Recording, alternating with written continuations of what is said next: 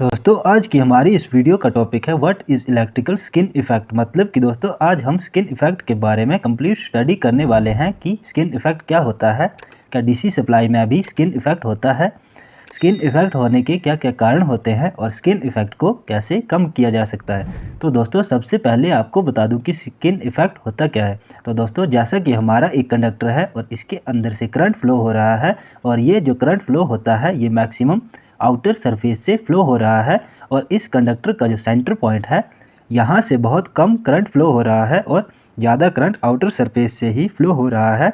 तो दोस्तों इसी करंट की चाल को हम इलेक्ट्रिकल स्किन इफेक्ट बोलते हैं। तो दोस्तों ऐसा क्यों हो रहा है कि बाहर आउटर वाली साइड ज़्यादा करंट फ्लो हो रहा है और अंदर वाली साइड से कम करंट फ्लो हो रहा है, तो इस चीज़ को भी हम समझ लेते हैं। तो दोस्तों अगर कोई कंडक्टर है और इसमें से करंट फ्लो हो रहा है तो ये हमारा कंडक्टर अपने आसपास में मैग्नेटिक फील्ड जनरेट करते हुए जाता है। आपको पता है कि हमारा जो इलेक्ट्रॉन होता है वो भी मूव होता है, अपने आसपास मैग्नेटिक फील्ड बनाता है। तो हम अभी एक एग्जाम्पल की मदद से समझने की कोशिश करते हैं। तो मान के चलते हैं कि ये हमारा एक ट्रांसमिशन लाइन का एल्यूमिनियम कंडक्टर है। तो आपको पता है कि हमारे इस कंडक्टर के अंदर छोटी छोटी एल्यूमिनियम की वायर होती है, मतलब हमारा कंडक्टर वायर की लेयर से बनाया जाता है। तो दोस्तों मैंने आपको बताया कि जब हमारे कंडक्टर में करंट फ्लो होगा तो इसमें से मैग्नेटिक फील्ड पैदा होगी। तो मान के चलिए कि हमारी इस बीच वाली लेयर से करंट फ्लो होगा तो इसमें से मैग्नेटिक फील्ड प्रोड्यूस होगा। ये मैग्नेटिक फील्ड इन सभी लेयर्स को कट या टच कर रही है। इसका मतलब है कि गाइस हमारा फ्लक्स इन सभी चालकों को कट करेगा। तो इससे जब पूरे कंडक्टर से जब करंट फ्लो होगा तो हमारा फ्लक्स बीच में ज़्यादा रहेगा, ऊपर की साइड कम फ्लक्स रहेगा। तो अब हमारे इस कंडक्टर के बीच में सबसे ज़्यादा फ्लक्स लीकेज होगा और ऊपर की साइड पर फ्लक्स लीकेज बहुत ही कम रहेगा। तो बीच में फ्लक्स ज़्यादा होने से हमारा करंट बहुत कम फ्लो होगा। तो ये करंट कम क्यों फ्लो होगा तो ये भी हम देख लेते हैं। तो सबसे पहले सेंटर, तो आपको अब पता है कि बीच में बहुत ही ज़्यादा फ्लक्स लीकेज हो रहा है। तो दोस्तों हमारी इंडक्टेंस का एक बेसिक सा फॉर्मूला होता है L इजिकल टू साई और बटे में I। तो जो साई है ये फ्लक्स लीकेज है और L का मतलब इंडक्टेंस और I का मतलब करंट। तो हमारा इंडक्टेंस डिपेंड करता है फ्लक्स लीकेज पर। तो जैसा कि मैंने बताया कि सेंटर के अंदर सबसे ज़्यादा फ्लक्स लीकेज है, तो हम लोग मान के चलते हैं कि फ्लक्स लीकेज यहाँ पे बहुत ज़्यादा है।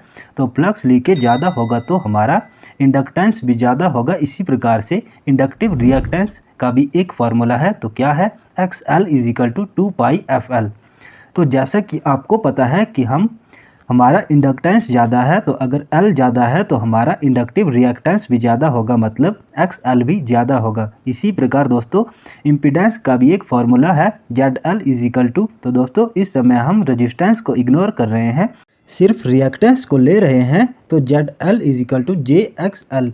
तो जैसा कि हमने देखा कि इंडक्टिव रिएक्टेंस मतलब XL अगर ज़्यादा है तो हमारा इम्पीडेंस जो है मतलब ZL भी ज़्यादा होगा। तो जितना ज़्यादा इम्पीडेंस होगा उतना ही कम करंट फ्लो होगा। तो हमारे कंडक्टर के सेंटर में इम्पीडेंस बहुत ही ज़्यादा होता है।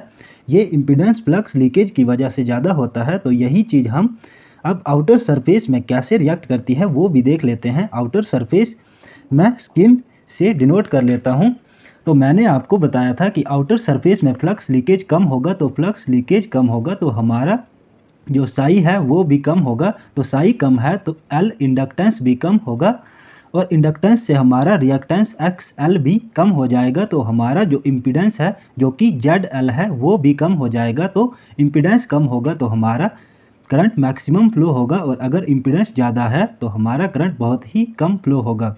और इम्पीडेंस कम है तब इस केस में हमारा करंट ज़्यादा फ्लो होगा। तो दोस्तों आपको ये कंसेप्ट समझ में आ गया होगा। दोस्तों सिंपल है, हमारा जो करंट है वो कंडक्टर के आउटर सरफेस पर मतलब स्किन पर ज़्यादा फ्लो होता है क्योंकि सेंटर में इम्पीडेंस ज़्यादा होता है और आउटर साइड मतलब स्किन पर कम इम्पीडेंस होता है। दोस्तों अगर कोई आपसे इसके बारे में पूछ लेता है तो आपको क्या आंसर देना है वो भी समझ लीजिए कि स्किन इफेक्ट होने के पीछे क्या कारण होता है। तो दोस्तों आपको सिंपल सी एक लाइन बोलनी है, हमारा जो स्किन इफेक्ट है वो नॉन यूनिफॉर्म फ्लक्स लीकेज की वजह से होता है। मतलब हमारे कंडक्टर में फ्लक्स लीकेज ऊपर नीचे होता है, तो इसी वजह से स्किन इफेक्ट होता है।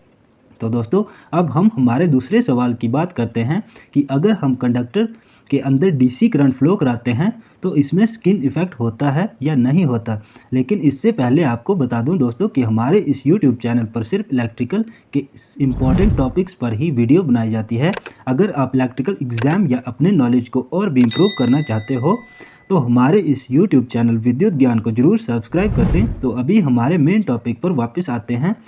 तो दोस्तों आपको तो पता ही है कि हमारी डीसी सप्लाई के अंदर फ्रीक्वेंसी नहीं होती है, तो जीरो फ्रीक्वेंसी होने से हमारा रिएक्टेंस भी जीरो हो जाता है। तो रिएक्टेंस जीरो होने की वजह से हमारा जो इम्पीडेंस है, तो इम्पीडेंस में सिर्फ रेजिस्टेंस ही बचेगा। तो हमारी जो रेजिस्टेंस है वो बिल्कुल बराबर रहेगी, मतलब सेंटर में जितनी रेजिस्टेंस है उतनी ही आउटर में भी इतनी ही रहेगी। तो सेम रेजिस्टेंस होने की वजह से इसके अंदर स्किन इफेक्ट नहीं होगा। तो दोस्तों अब हम इसके इफेक्ट भी देख लेते हैं। तो स्किन इफेक्ट होने की वजह से हमारा जो क्रॉस सेक्शनल एरिया होता है वो रिड्यूस हो जाता है और हमारा इफेक्टिव रेजिस्टेंस इंक्रीज हो जाता है। तो इफेक्टिव एरिया कैसे रिड्यूस हो जाता है? तो दोस्तों मान लेते हैं कि ये एक कंडक्टर है जिसे हमने 10 एम्पियर करंट फ्लो कराने के लिए डिज़ाइन किया गया है। तो जब करंट फ्लो होगा तो वो आउटर सरफेस पर ज़्यादा फ्लो होगा और बीच में से बहुत कम करंट फ्लो होगा। तो हमारा ये बीच वाला भाग वेस्ट हो गया, मतलब हमारा इलेक्ट्रॉन जो कंडक्टर का साइज यूज़ कर रहा है वो कम हो गया। मतलब जो यूज़ हो रहा है वो इतना है, लेकिन बीच वाला पार्ट यूज़ नहीं हो रहा है, मतलब हमारा इफेक्टिव क्रॉस सेक्शनल एरिया कम हो जाएगा और हमारा इफेक्टिव रेजिस्टेंस है वो इंक्रीज हो जाएगा। तो इफेक्टिव रेजिस्टेंस कैसे इंक्रीज हो जाएगा? तो आपको मैंने बताया था कि हमारा ZL बढ़ जाएगा, मतलब इम्पीडेंस बढ़ जाएगा। तो ZL बढ़ेगा तो रेजिस्टेंस भी बढ़ जाती है। तो हमारे इस कंडक्टर की रेजिस्टेंस अगर 2 ओम है और अगर स्किन इफेक्ट हो रहा है तो अब रेजिस्टेंस 5 ओम हो जाएगी। तो दोस्तों स्किन इफेक्ट कम करने का एक एग्जाम्पल है। तो दोस्तों आपको पता है कि हम ट्रांसमिशन लाइन में ACSR कंडक्टर का यूज़ करते हैं। तो एल्युमिनियम के इस कंडक्टर में आप लोगों ने बीच में स्टील वायर जरूर देखी होंगी।